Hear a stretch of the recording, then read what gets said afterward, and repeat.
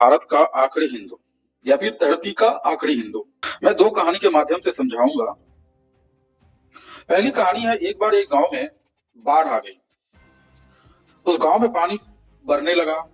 सुरक्षा कर्मी आए, लोगों को ऊंची जगहों पे ले गए। उस गांव में एक मस्जिद था। उस मस्जिद में एक मौलवी रहते थे। उन्होंने सुबह की नमाज पढ़ी और उसके बाद देखा कि गांव में पानी भर रहा है। वो अपने छत पे चले गए, मस्जिद के छत पे। सुरक्षा कर्मी आए, उन्होंने कहा कि पानी भर रहा है, आप हमारे साथ चलिए। उन्होंने कहा, मूर्ख, जाहिल, तुम्हें मालूम नहीं कि खुदा सबकी रक्षा करता है? खुदा आएगा, मुझे बचाएगा। लोग चले गए, पानी और बढ़ी। फिर नाव वाले आए। पानी इतनी की नाव चल रही है, रोड पे गांव में नाव चल रही है। बोला, मौलवी साहब आप हमारे साथ चलिए, पानी बहुत बढ़ गई है। बोला, मूर्ख, जाहिल, तुम्हें नहीं पता कि खुदा आएंगे हमें बचाने? पानी और बढ़ी। वो मस्जिद के गुम्बद पे चढ़ गए। हेलीकॉप्टर जा रहा था। आखिरी बार वो चेक कर रहा था कोई डूब रहा है या नहीं। तो उन्होंने देखा कि एक मौलवी शाम के समय मस्जिद के गुम्बद पे बैठा हुआ है। पानी लहर तेज हो गई है। उन्होंने कहा कि मौलवी साहब आइए, रस्सी फेंक रहा हूं, पकड़ लीजिए, ये आखिरी सुरक्षा है, इसके बाद आपको शायद कोई बचाने ना आ पाए। उन्होंने फिर कहा कि मूर्ख, जाहिल, तुम्हें अल्लाह पे भरोसा नहीं? अल्लाह आएंगे मुझे बचाने के लिए। और वो हेलीकॉप्टर चला गया और कुछ देर बाद वो मस्जिद ढह गई और मौलवी मर गया। जब मौलवी ऊपर गया तो अल्लाह से मिला, भगवान से मिला। कहा, हे भगवान, क्या अल्लाह, तुमने मेरे साथ ये क्या किया? मैंने तुम्हारी 5 वक्त की नमाज पढ़ी, तुमने ये क्या किया? मुझे ही मार दिया।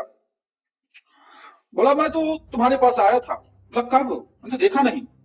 बोला, वो जो सुरक्षा कर्मी आए थे उसमें से एक मैं भी था, जो तुम्हें कहने आया था कि चलिए। एक नाव वाला, वो मैं ही था।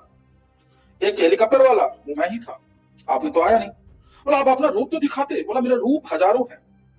मैं हर इंसान में वास करता हूँ। मैं हर इंसानों के अंदर हूँ। वही तो मैं हूँ, वही तो मेरा रूप है।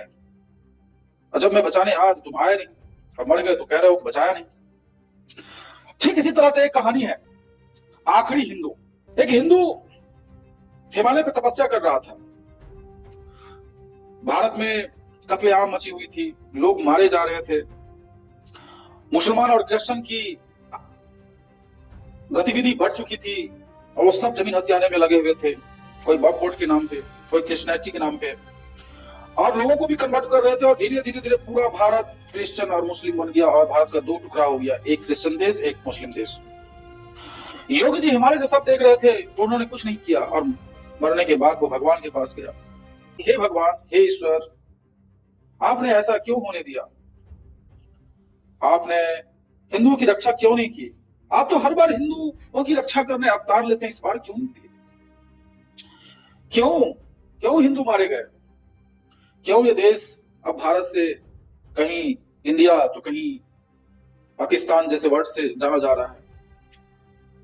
तो भगवान ने कहा कि मैंने तुम्हें तो जो दिया वो तो पूरी दुनिया में किसी को नहीं दिया।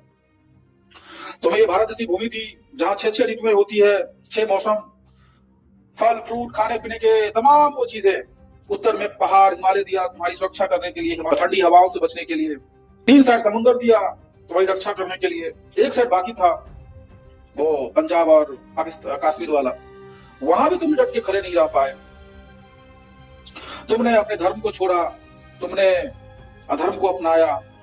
वो लोग जो तुम्हें कहते रहे, सिखाते रहे, पढ़ाते रहे, तुम्हारे धर्मों में जो विधर्मी लोग मिलावट करके तुम्हें बहला फुसला, तुम्हें उसी रास्ते पर लेके जाते रहे और तुम चले गए। और एक दिन ऐसा आया कि तुम सब मारे गए, तुम सब कन्वर्ट हो गए, तुम सब हिंदू खत्म हो गए, और बचे हुआ हिंदू तुम हो जो अभी मेरे से सवाल कर रहे हो। तो तुम बताओ कि मैंने कहां गलती छोड़ी? मैं अवतार लेके भी क्या करता? मैं एक बार द्वापर में अवतार लिया था। तुमने देखा कि मैंने अर्जुन से कहा था युद्ध करने, मैंने तो बस रथ चलाया था। गीता जैसी पुस्तक जो तुम पढ़ के नॉलेज प्राप्त कर सकते हो, तुमने उसे नहीं पढ़ा, उसे नहीं जाना, उसे कभी पढ़ा ही नहीं, और 4 बोतल वोट का काम मेरा रोज का में लगे रहे। तुम मटन मछली चिकन में लगे रहे। जब तुम्हारा देश 800 साल लहूलुहान होता रहा, उसके बाद ये सब हो जाना चाहिए था, लेकिन संजोग से अंग्रेज आए और तुम दोनों को पेला, हिंदू को भी पेला, मुसलमान को भी पेला। मेरा वर्ड गलत हो सकता है, मैं ऐसे ही बोलूंगा। जब तुम दोनों को पेला तब फिर एक षड्यंत्र रचा गया कि हिंदू मुस्लिम भाई भाई, मुसलमानों में एक पेशकश की तुम्हारे लिए कि हम लोग भाई भाई बनके दुश्मन को मारेंगे। आपका दुश्मन अंग्रेज और मेरा दुश्मन अंग्रेज, हम आपका दुश्मन है बाद में फरिया लेंगे। पहले हम लोग भाई भाई बनते हैं और फिर इनको मारते हैं। मारा भी, उनको मारने में 200 साल लग गए। मारने के बाद फिर इन्होंने एक षड्यंत्र रचा और कहा कि अब मुझे रहने के लिए, मैंने जो आजादी दिलाई इस भारत को, मुझे रहने के लिए मुझे एक जमीन चाहिए, भूमि चाहिए। तो हिंदुओं ने कहा, हमारे नेताओं ने कहा कि चलो कोई बात नहीं, तुम्हें मैं भूमि देता हूं। पूरब में और पश्चिम में 2 भूमि का टुकड़ा देके पाकिस्तान नाम की एक जगह बनाई गई, पाकिस्तान दिया गया उन्हें। लेकिन जब जाने की बात आई तो सारे मुसलमान, 85% मुसलमान भारत में ही रह गए और गए ही नहीं। तब तुम कहां थे? और आज जो स्थिति है वो पहले ही खत्म हो जाता है, भला हो अंग्रेजों का।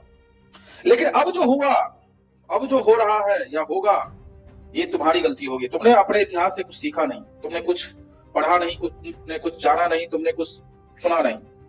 तुम लगे वो बन्नी बदनाम हुई डार्लिंग तेरे लिए, तुम वो झूठे कलाकारों को महत्व दे रहे हो, तुम उन्हें देख रहे हो, सुन रहे हो, ऐसा ही बनना चाह रहे हो। तुम्हें अपनी देश की नहीं पड़ी हुई है, तुम देश को नहीं समझ पा रहे हो। देश क्या है? तुम्हारे देश पे कब्जा नहीं हो रहा, तुम्हारे घर पे कब्जा हो रहा है, तुम्हारे जमीन पे कब्जा हो रहा है। भारत तो दूर है, भारत तो भारत के लोगों से, उनकी भूमि से बनके भारत बना है ना। वो तुम्हारे जमीन की ओर निगाहें उठाए खड़े हैं, वो तुम्हारे जमीन को हड़पने के लिए ये षड्यंत्र कर रहे हैं हजारों सालों से। वक्फ बोर्ड क्या है? जमीन हड़पने का भी तो काम कर रहा है। जिहाद क्या है? तुम्हें तुम्हारी बेटियों को अपने घर बहू बना के लाए और बच्चा मुसलमान पैदा करे, यही तो तरीका है जनसंख्या बढ़ाने का, तुम्हारे घर पे कब्जा करने का। दहेज में तुम अपनी जमीन, अपनी संपत्ति उसे दोगे, तभी तो तुम्हारी जमीन खत्म होगी। ऐसी तमाम बातें हैं। तुमने अपने इतिहास से नहीं सीखा, तुम मारे जाओगे, तुम खत्म हो जाओगे। देश का आखिरी हिंदू फिर भगवान से यही सवाल करेगा, ये कहानी हमारी सत्य हो जाएगी।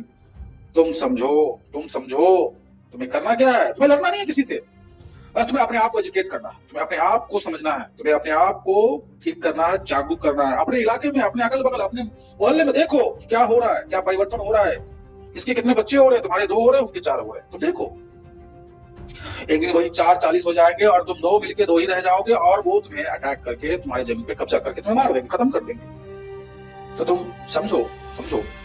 जय हिंद, जय भारत।